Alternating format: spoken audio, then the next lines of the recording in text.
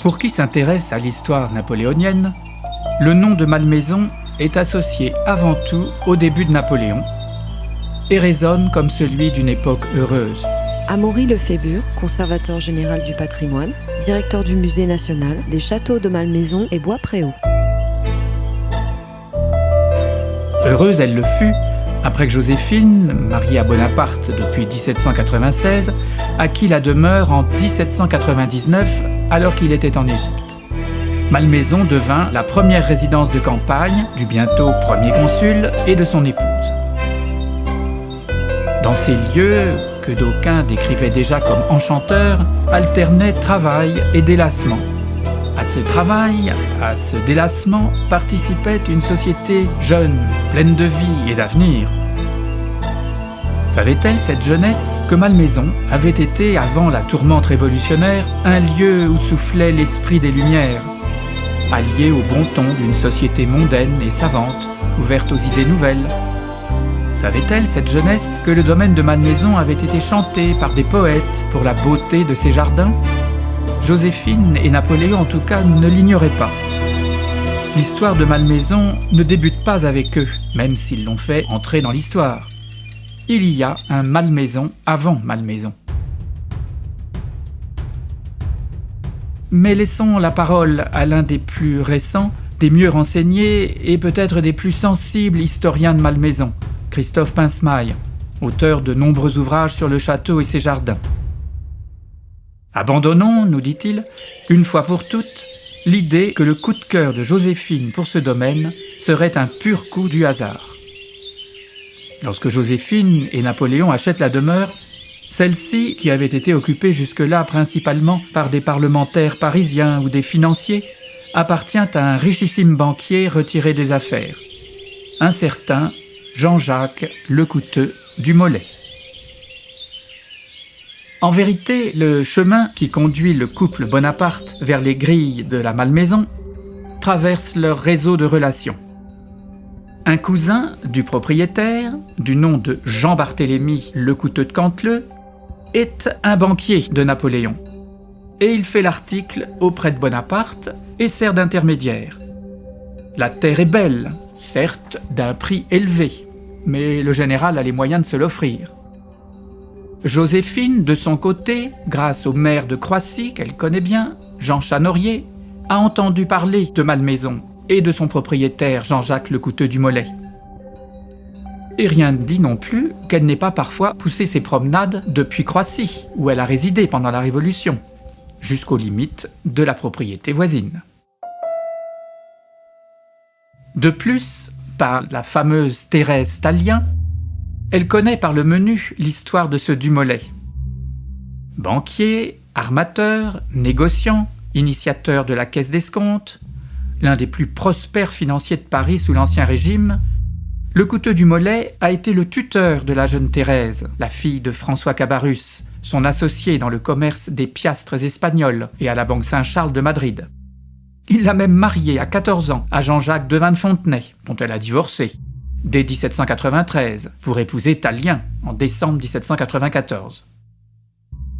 Souvent, Thérèse a évoqué devant Joséphine ses souvenirs de la Malmaison, du temps où Madame Lecouteux, née Geneviève Sophie Lecouteux de Lanoraie, chez les Lecouteux, on se marie entre cousins, pour que le capital de la banque ne sorte pas de la famille. Geneviève Sophie Lecouteux de Lanoraie cultivait l'art des jardins à l'anglaise et accueillait une société savante et littéraire. Son mari, Jean-Jacques, qu'on surnomme familièrement le roi de la banque, a acheté la Malmaison en 1771 pour 220 000 livres, mobilier compris. Avec son épouse, il s'est empressé de mettre au goût du jour cette demeure qui n'était plus habitée depuis plusieurs années. Il a grandi le château en ajoutant 2 ailes sur la cour d'honneur dans le prolongement des pavillons. Il renouvelle le mobilier et rafraîchit les intérieurs. Et surtout, il aménage un jardin à l'anglaise, où l'on voit une quantité considérable d'arbres et de plantes étrangères très rares. Il orne ce jardin de folie comme un belvédère ou un pavillon d'été qui subsiste encore aujourd'hui, bien transformé sous l'Empire et encore par la suite. Un pavillon d'été dans le style rustique dédié à la liberté. Sur le devant du château, le parterre à la française est supprimé et il est remplacé par une rivière qui serpente entre deux îles artificielles. Il accorde tous ses soins à la ferme qu'il transforme en exploitation modèle. Il restaure les bâtiments agricoles, construit une orangerie, une serre, une écurie, une bergerie et une vacherie. C'est intéressant parce que Joséphine fera également tout cela à son tour 30 ans plus tard. À la belle saison, monsieur et madame Dumollet se transportent dans leur campagne, où les habitués de leur hôtel parisien viennent leur rendre visite. À la Malmaison, Sophie reconstitue une espèce de salon estival. L'on s'essaye à la conversation, qui au XVIIIe siècle est par excellence la grande école de l'esprit. L'abbé de Lille, célèbre en son temps, oublié un peu de nos jours, est un des invités. Cet abbé de Lille est un personnage tout à fait intéressant. Le poète Jacques de Lille a été un habitué de Malmaison avant la Révolution. Et c'est pour madame Dumollet qu'il écrivit spécialement, à l'occasion de sa fête, le poème « Le ruisseau de la Malmaison ». Qui était cet abbé de Lille, ce poète ? Jacques de Lille était un latiniste et versificateur hors pair, un temps rival de Voltaire. Habitué des salons littéraires, comme celui de madame Geoffrin, où il excellait à réciter ses vers, il fut également le protégé de Marie-Antoinette et du comte d'Artois, grâce auquel il obtint le bénéfice de l'abbaye de Saint-Séverin et put porter le titre d'abbé, bien qu'il n'ait jamais mené de carrière ecclésiastique. Il suivit un temps le comte de Choiseul-Gouffier dans son ambassade à Constantinople. Pendant la Révolution, il se retira à Saint-Dié, puis s'exila en Suisse, en Allemagne, en Angleterre, avant de revenir en France en 1802. À sa mort, il était considéré comme le plus grand poète français. Élu à l'Académie française en 1774, il avait déjà fait paraître, en 1770, sa fameuse traduction des Géorgiques de Virgile, qui fit sa renommée. Et en 1782, il publia son œuvre la plus célèbre, le poème « Les jardins » ou l'art d'embellir les paysages. L'abbé de Lille a improvisé des vers, comme on l'a dit, à l'occasion de la fête de Sophie Lecouteux. Sophie Lecouteux l'aime beaucoup. Elle parle de lui, en l'appelant son poète favori, un être sacré, léger, volage. Et elle dit même à propos de lui « Je voudrais peindre un grand homme et un homme que j'aime ». L'entreprise pourrait sembler téméraire ou suspecte, mais les caractères du génie s'offrent assez sensiblement en lui pour suppléer au talent et rassurer contre les illusions de l'amitié. Rien ne peut se comparer ni aux grâces de son esprit, ni à sa gaieté, ni à ses saillies, ni à ses disparates. Sa figure, une petite fille disait qu'elle était tout en zigzag. Les femmes ne remarquent jamais ce qu'elle est, mais toujours ce qu'elle exprime. Elle est vraiment laide, mais bien curieuse, je dirais même intéressante. Il a une grande bouche, mais elle dit de beaux vers.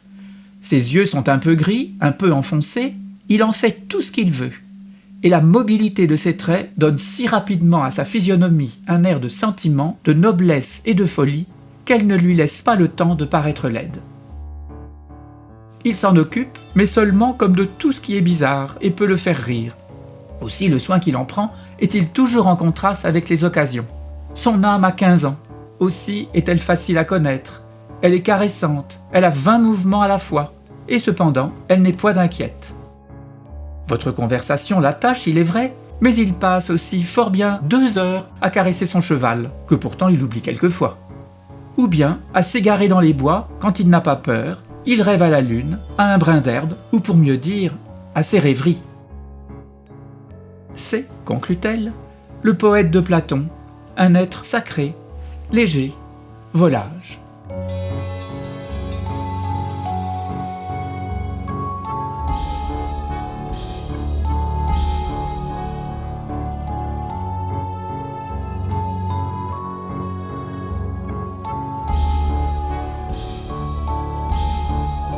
Mais revenons à la fête en l'honneur de madame Dumollet, pour laquelle de Lille a composé un poème resté assez célèbre, Le ruisseau de la Malmaison.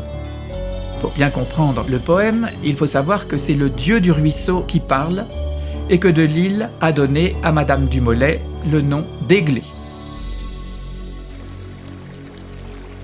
Parmi les jeux que pour vous on apprête, permettez, belle Églé, que le dieu du ruisseau, qui, charmé de baigner votre heureuse retraite, vous voit rêver souvent au doux bruit de son eau.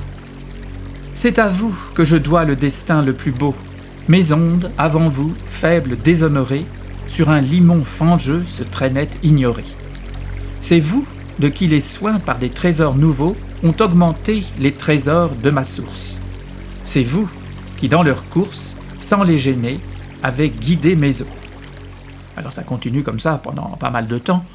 Je vous épargne la suite parce que c'est pas toujours très facile à lire. Mais terminons. Moi, c'est le ruisseau qui parle, j'arrose les lieux où se plaît la beauté.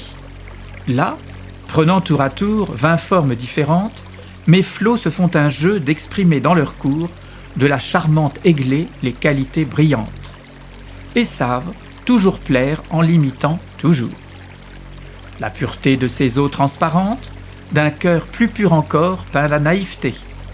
Le jet brillant de ses eaux bondissantes, de son esprit peint la vivacité. Voit-on mes flots au gré de la nature suivre négligemment leur cours? C'est l'image de ces discours qui nous plaisent sans imposture. J'aime à répéter dans mes eaux l'azur des dieux, les fleurs de mon rivage, ici la verdure des berceaux. Mais, écoutez bien, c'est le vers final. Mais j'aime 100 fois mieux réfléchir son image. Voilà, c'est vraiment, aujourd'hui un peu dépassé, mais très évocateur de l'esprit de cette société d'Ancien Régime qui va bientôt, évidemment, sombrer dans les événements qui se préparent.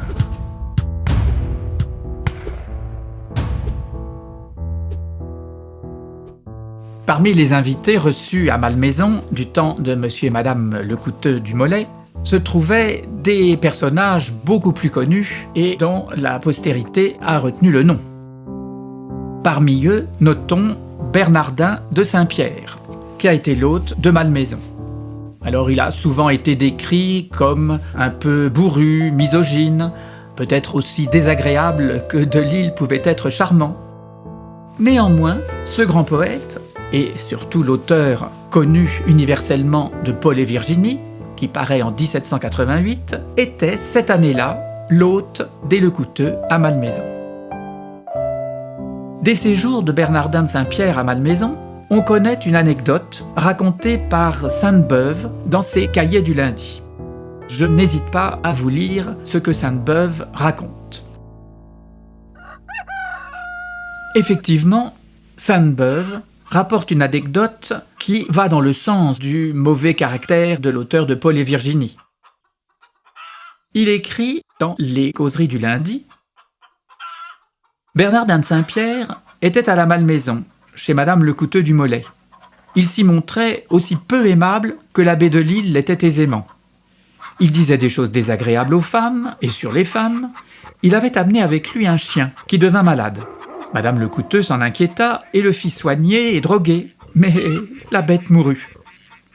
Un matin, comme Bernardin de Saint-Pierre n'était point descendu à l'heure du déjeuner, la maîtresse de maison envoya savoir de ses nouvelles. On ne trouva personne, mais 4 lignes seulement dans sa chambre. Il disait qu'on lui avait tué son chien et qu'il était parti. Là-dessus, cette société gracieuse et sentimentale s'émut. On imagina de faire à ce chien chéri des funérailles. Un petit tombeau avec branches de saule pleureur à la Jean-Jacques, et on écrivit tout cela au bourru maussade pour l'apaiser.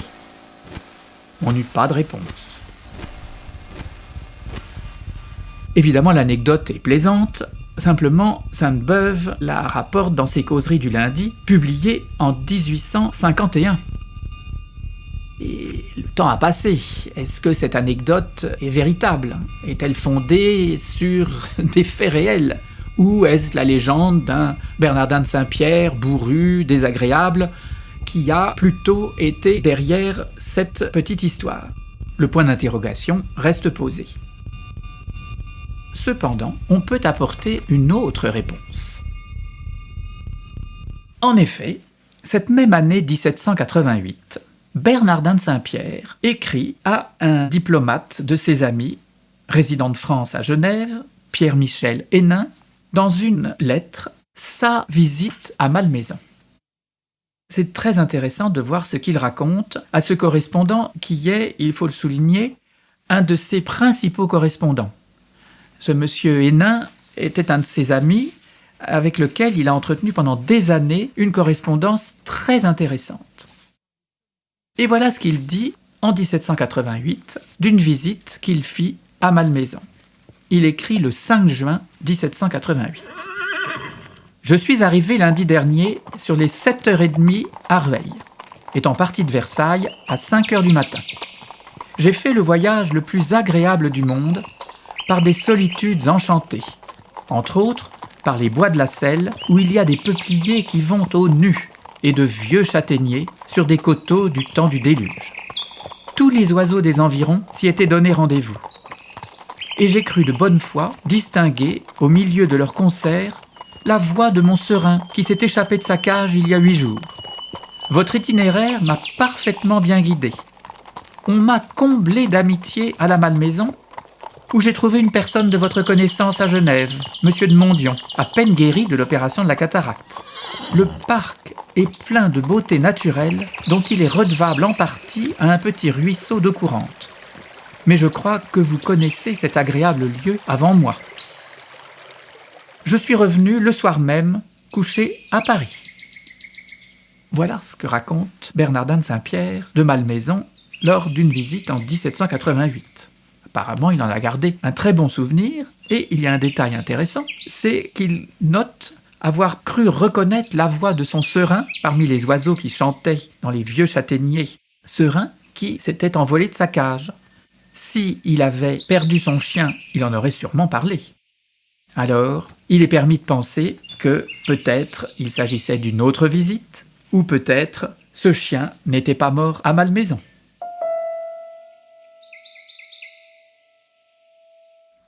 Autre personnalité accueillie à Malmaison par M. et Mme Lecouteux du Molay, Élisabeth-Louise Vigée-Lebrun. La célèbre Mme Vigée-Lebrun, portraitiste attitrée de la reine Marie-Antoinette.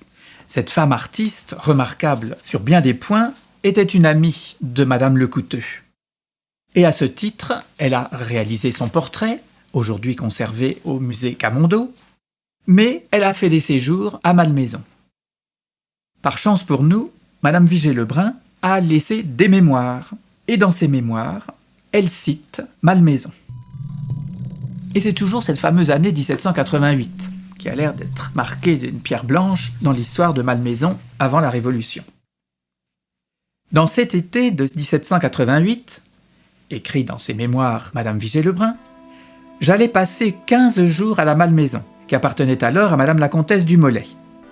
Puis, Mme Vigée-Lebrun cite tous les invités qui se trouvent à Malmaison, donc je ne vais pas les citer tous, mais elle y retrouve le duc de Crillon et le cher abbé de Lille, qui venait fort souvent à la Malmaison, où je me trouvais heureuse de le rencontrer. Et là, Mme Vigée-Lebrun ajoute un détail absolument délicieux. Écoutez bien. Madame du Molay aimait beaucoup à se promener toute seule, et j'étais parfaitement de son goût, en sorte qu'il était convenu que l'on tiendrait une branche de verdure à la main si l'on ne désirait pas se chercher ou s'aborder. Je ne marchais jamais sans ma branche, mais si j'apercevais l'abbé de Lille, je la jetais bien vite.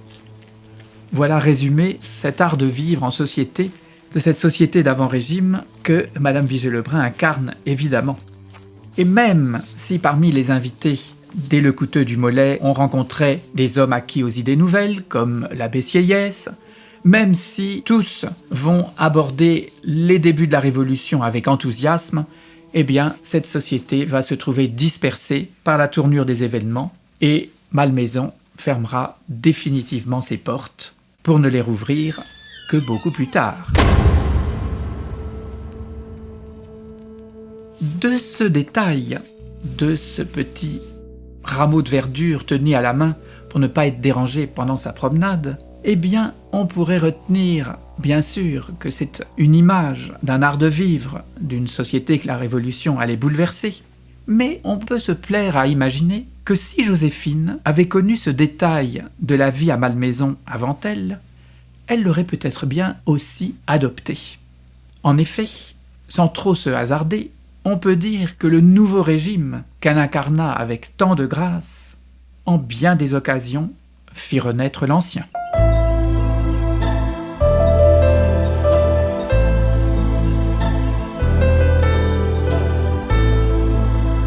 Un podcast du Musée national des châteaux de Malmaison et Bois-Préau. Intervenant, Amaury Lefébure, conservateur général du patrimoine, directeur du Musée national des châteaux de Malmaison et Bois-Préau. Voix off, Libellule. Réalisation, Laurent Guénaud, 2020.